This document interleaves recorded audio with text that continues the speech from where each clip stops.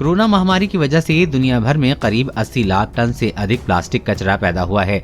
इसमें करीब 25,000 टन से ज्यादा प्लास्टिक कचरा महासागरों में गया है। रिसर्च टीम ने अपनी रिपोर्ट में बताया कि कोरोना महामारी ने फेस मास्क, दस्ताने और फेस शील्ड जैसे एकल उपयोग वाले प्लास्टिक की मांग में वृद्धि की है। इसके चलते कचरे का कुछ हिस्सा नदियों और महानगरों में चला गया है। इसने पहले से ही नियंत्रण से बाहर वैश्विक प्लास्टिक समस्या पर दबाव बढ़ा दिया है।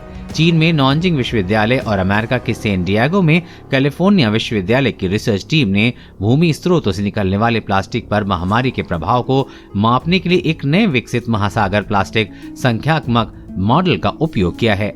उन्होंने 2020 में महामारी की शुरुआत से लेकर अगस्त 2021 तक के आंकड़ों को शामिल किया है, जिसमें पाया गया है कि समुद्र में जाने वाला अधिकांश वैश्विक प्लास्टिक कचरा एशिया से आ रहा है, जिसमें अधिकांश अस्पताल का कचरा है।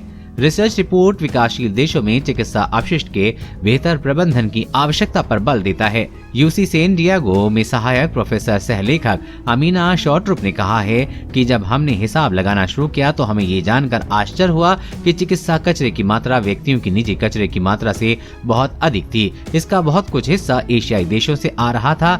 शॉर्ट्रुप ने कहा कि अतिरिक्त कचरे का सबसे बड़ा स्रोत उन क्षेत्रों में अस्पताल रहे हैं जो महामारी से पहले ही अपशिष्ट प्रबंधन की समस्या से जूझ रहे थे। रिपोर्ट में शामिल नॉनजिंग विश्वविद्यालय में प्रोफेसर योक्स्यू जोंग ने कहा है कि अध्ययन में प्रयुक्त नॉनजिंग विश्वविद्यालय MITGCM प्लास्टिक मॉडल एक आभासी वास्तविकता की तरह काम करता है। ये मॉडल इस बात का अनुकरण करता है कि कैसे हवा के प्रभाव से समुद्र में लहरें गतिमान रहती हैं और कैसे प्लास्टिक महासागर की सतह पर तैरता रहता है, सूरज की रोशनी से क्षीण होता है, प्लैंकटन द्वारा दूषित होता है, समुद्र तटों पर वापस आता है और गहरे पानी में डूब जाता है।